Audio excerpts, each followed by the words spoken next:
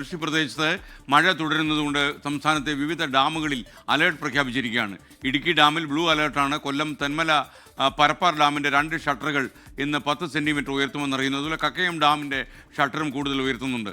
വയനാട് ബാണാസുര സാഗർ അണക്കെട്ടിൻ്റെ ഷട്ടറുകൾ തുറന്നു കഴിഞ്ഞു.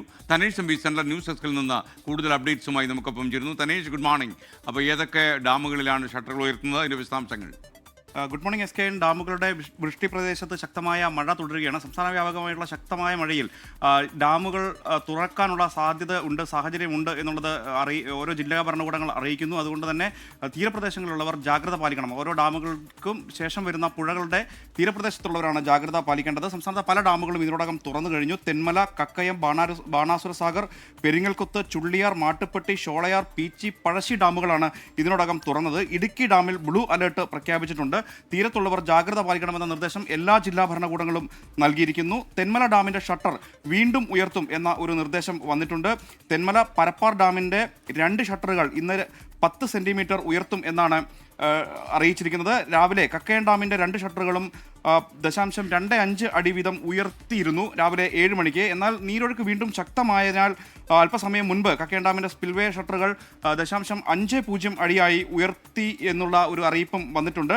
ഇടുക്കി ഡാമിൽ നേരത്തെ സൂചിപ്പിച്ചതുപോലെ ബ്ലൂ അലർട്ട് പ്രഖ്യാപിച്ചിരിക്കുകയാണ്. ജലനിരപ്പ് 2372.88 അടിയായി ഉയർന്നിരിക്കുകയാണ്. 2380.59 അടിയാണ് റൂട്ട് കർവ് പരിധി എന്ന് പറയുന്നത്.